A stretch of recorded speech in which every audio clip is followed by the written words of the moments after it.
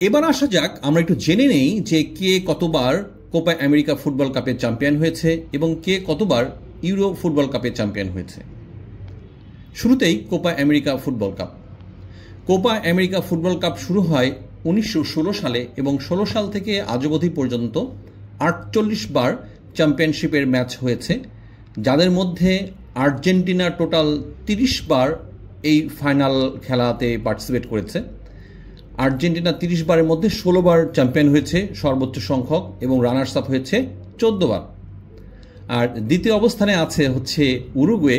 Uruguay total 20 বার final খেলার সুযোগ পেয়েছে, এদের মধ্যে 15 বার চ্যাম্পিয়ন হয়েছে আর রানার্স আপ হয়েছে 6 বার। এবার আসা যাক তৃতীয় অবস্থানে কে আছে। তৃতীয় অবস্থানে দেখা যাচ্ছে ব্রাজিল। ব্রাজিল টোটাল 19 বার ফাইনাল ম্যাচে কোয়ালিফাই করেছে, এদের মধ্যে 9 বার হচ্ছে সে চ্যাম্পিয়নের গৌরব অর্জন করেছে আর 10 বার হচ্ছে সে রানার্স আপ হয়েছে।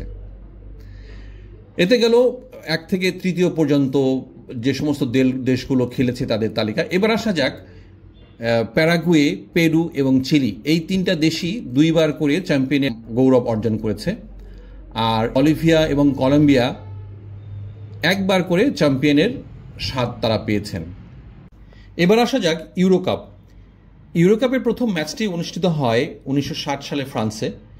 তখন থেকে এখন পর্যন্ত টোটাল 17 বার চ্যাম্পিয়নশিপ খেলা অনুষ্ঠিত হয়েছে, এদের মধ্যে সর্বোচ্চ সংখ্যক চ্যাম্পিয়ন হয়েছে স্পেন। স্পেন এইবার দিয়ে টোটাল 4 বার চ্যাম্পিয়ন হওয়ার গৌরব অর্জন করেছে আর 1 বার তারা রানার্স আপ হয়েছে। টোটাল 5 বার তারা চ্যাম্পিয়নশিপ খেলায় কোয়ালিফাই করেছে, মানে মূল পর্বে। এরপরে আসা যাক জার্মানি।